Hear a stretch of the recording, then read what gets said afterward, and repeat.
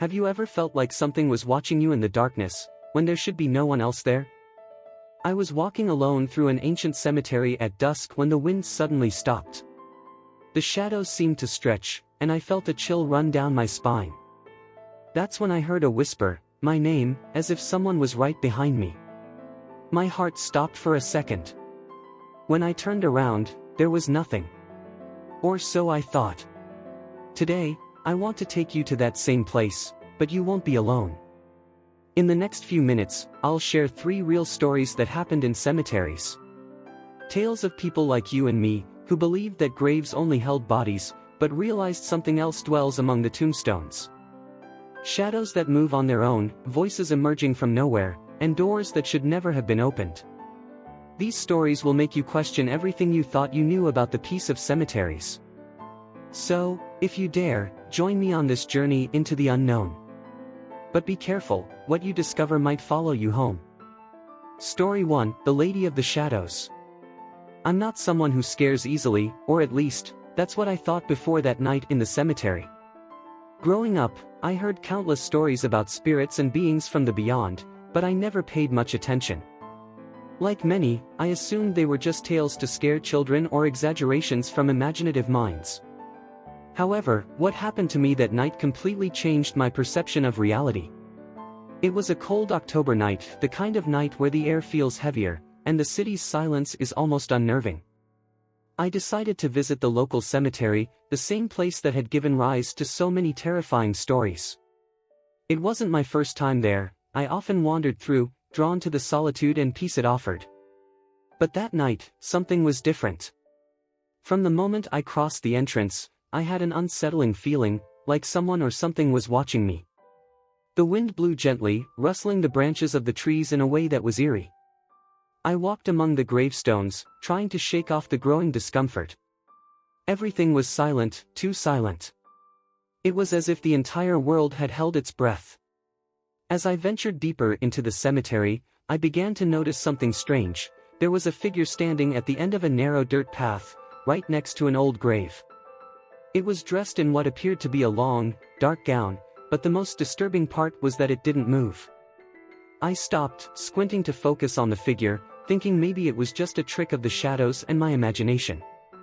However, the longer I looked, the clearer it became that it wasn't an illusion. That figure was real, standing there, motionless like a statue watching over the night. My heart began to race. I wanted to turn around and run, but something held me in place. It was as if an invisible force kept me there, trapped in that moment. I decided to approach cautiously, my footsteps echoing on the damp ground beneath me. As I got closer, I could make out more details. It was a woman, or at least, it seemed to be. Her dark hair cascaded over her shoulders, but her face was obscured by a veil. A shiver ran down my spine. I was certain this wasn't a living person. There was something about her presence that was unreal. I tried to speak, but my voice came out cracked. "Are you okay?" I asked, not really expecting an answer. To my horror, the figure slowly turned towards me. Her movements were stiff, as if bound by something beyond the physical. When her face finally faced me, I saw it. There were no eyes, just a deep, hollow darkness. Terror overwhelmed me. I wanted to run, but my legs wouldn't respond. It felt like I was trapped in a nightmare from which I couldn't wake. The figure began to move towards me, more floating than walking, as a faint, whispering sound filled the air. I was frozen in fear, utterly helpless. Suddenly, I felt a strong tug on my arm. Someone was pulling me away from the figure. It was an older man, the cemetery's groundskeeper, who had seen what was happening from a distance. Without a word, he led me to the exit, and when I finally managed to speak, he said only one thing: "Don't ever come here at night again." I never found out who or what that figure was, but I know for certain it wasn't from this world. Since that night, I've never returned to that cemetery. The stories I heard as a child were no longer just tales, they were warnings. And I had learned that lesson the hard way. Why did the figure appear that night? Was it an ancient spirit bound to that place? Or was there something even darker lurking in the cemetery that hadn't been spoken of? Story 2, The Whisper Beneath the Earth. After what happened in the cemetery that first time, I swore I'd never step foot in such places at night again. But, as often happens with promises made out of fear, you eventually let your guard down. A few months later, a friend convinced me to visit another cemetery, a different one, with its own set of unsettling legends. This place was even older, with tombstones dating back to the 19th century. There was something fascinating about the history surrounding those grounds. According to my friend, many of the people buried there had died under mysterious circumstances, and rumors suggested that some of their souls still roamed the place. Despite my previous experiences, curiosity got the better of me. We went at dusk, when the full moon cast a ghostly glow over the landscape. The air was cold, and the dampness of the ground made the atmosphere even denser. As we walked among the graves, my friend began telling me more details about the place. He spoke of a particular case, a woman who had been buried alive by mistake, and according to historical records, had desperately scratched the coffin's lid in a failed attempt to escape. They say if you approach her grave on a night like this, you can hear the whispers she left in the ground, he said, almost whispering himself. I chuckled nervously, but there was something in his words that left me unsettled. I decided to brush it off, convinced he was just trying to scare me. However, as we moved forward, something changed in the air. There was a heavy feeling, as if the cemetery itself was watching us. My friend stopped in front of a particular grave, a tombstone worn down by time, with the name almost completely erased. "This is it," he said. We stood in silence for a moment, waiting, but nothing happened. Relieved, I turned to continue walking, but just at that moment, I heard it. A murmur, barely audible, coming from the ground. At first, I thought it was the wind, but as the sound became clearer, I knew it was something far more disturbing. They were words, whispered in a low and haunting tone. I couldn't understand what they were saying, but fear crept over me. My friend, who had also heard it, was pale. "It's just the wind," I tried to tell him, but my voice sounded empty even to me. We both knew that wasn't the wind. After that first experience, something changed within me.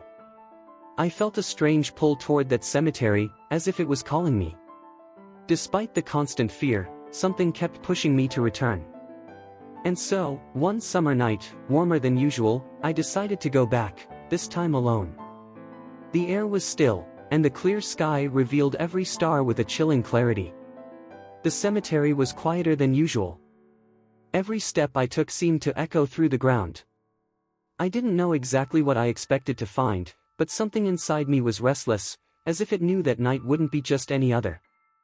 I ventured toward a part one hadn't explored before, the oldest section, where graves were entangled with nature, barely visible among the overgrown weeds and time-worn tombstones. When I arrived, the first thing I noticed was the wind. A breeze that wasn't present anywhere else, but seemed to swirl around that part of the cemetery, twisting in slow spirals. I stopped, a shiver running down my spine. And then, I heard it. At first, I thought it was the wind moving through the branches of the nearby trees. But no, it was something more. It was a whisper. Low, almost imperceptible, but it was there. I strained my ears, trying to decipher it. "Help me," I thought I heard. I stood frozen, my breath growing more rapid. As the whisper became clearer, I tried convincing myself that my mind was playing tricks on me. Maybe I was tired, maybe it really was just the wind, or maybe there was something else. I took a step back, deciding to leave, when suddenly the wind stopped, and the whisper fell silent. Everything was enveloped in an oppressive stillness, so intense that I could hear the pounding of my heart. In that moment, I felt a presence behind me. I didn't dare turn around. It was as if something, or someone, was standing right behind me, watching. The cold seeped through my bones, and without thinking, I started running. I didn't look back, I didn't want to know what was there. I just ran until I was out of that place. I didn't return to that cemetery for weeks. The experience left me with a sense of unease that I couldn't shake. But the whisper kept echoing in my mind, as if it was trying to tell me something I still couldn't understand. Story 3, the lady in white. Months passed before I gathered the courage to return to the cemetery. This time, I didn't go alone. I brought two friends with me, Mario and Joaquin, who, although skeptical, agreed to join me out of sheer curiosity. We ventured into the night, searching for answers to the mysteries left behind by my last encounter. We headed towards the same area where I had heard the whispers, but this time, everything was calm. There was no wind, no voices, just the crunching of leaves beneath our feet. As we walked, Mario mentioned reading about a local legend.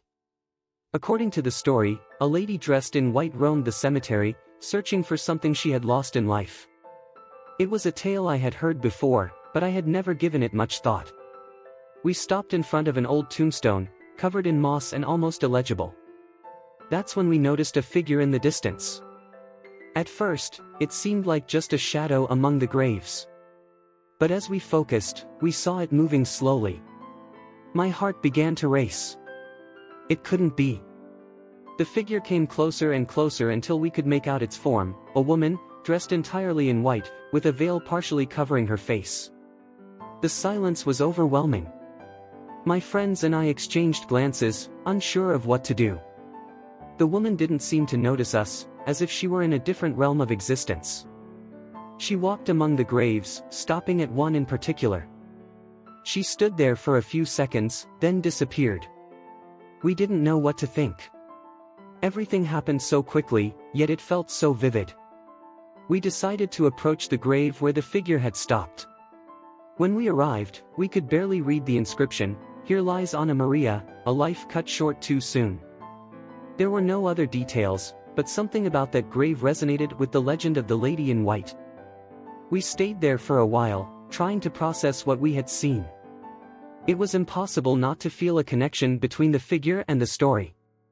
The legend wasn't just a tale, there was something more, something we didn't fully understand. That night, we left the cemetery with more questions than answers. The uncertainty grew. What had started as simple visits to the cemetery had transformed into something deeper, almost personal. It wasn't just a resting place for the dead anymore, but a site filled with untold stories, with souls that seemed to have never found peace. The cemetery had awakened something in me, an insatiable curiosity to discover what was hidden in its darkest corners. However, this unease began to affect my daily life. The nights grew longer, and every time I closed my eyes, I saw the figure of the lady in white, her empty eyes staring at me as if searching for something. The whisper of the wind returned in moments of silence, filling my mind with thoughts I couldn't decipher. The internal conflict was clear: should I continue investigating, or let the cemetery and its mysteries be forgotten? My friends had decided not to return, convinced that what we had seen was enough. But I couldn't simply turn my back on everything I had experienced. There was more, something I had yet to uncover. Finally, one night, I decided it was time to face those fears. I went back to the cemetery, alone. This time, my approach was different. I was no longer looking for superficial answers, but a true connection to what I had seen. I walked to Anna Maria's grave, the place where we had last seen the lady in white. I knelt before the headstone, feeling a strange sense of calm. And then, I understood. It wasn't about ghosts, legends, or irrational fears. It was a representation of what we cannot control: death, the past, and the secrets we carry with us. The lady in white wasn't seeking revenge or justice, she just wanted to be remembered. There was no external conflict, only an internal one that had been inside me from the start. The revelation struck me like lightning. The mystery surrounding the cemetery wasn't a supernatural puzzle to be solved with logic. It was a reminder of our own mortality, of the stories we leave behind that sometimes never find closure. I stood up from Anna Maria's grave, realizing that, while I might never fully uncover her story, something in me had changed forever. As I prepared to leave the cemetery, something extraordinary happened. The wind, which had been absent all night, returned, but this time, it didn't carry whispers. It was a soft, almost comforting breeze, as if the cemetery itself was bidding me farewell. I glanced one last time at the headstone and felt an inexplicable connection to the place. The climax wasn't a battle between the living and the dead, but between fear and acceptance. That experience made me see life differently, not as something we fear losing, but as something we must learn to let go of. The cemetery, with all its mysteries, had taught me that the true fear lies not in the ghosts we can see but in the ones we carry within. With that final visit to the cemetery, I knew I didn't need to return. Not because I was afraid, but because I had already found what I was searching for, peace. Not a peace tied to the spirits of the place, but an inner peace, the acceptance that some things will never be fully understood, and it's okay to let certain mysteries remain unsolved. I left the cemetery not with the feeling of having left something behind, but with the certainty that I had closed a chapter. The lady in white, the whispers in the wind, everything slowly faded from my mind.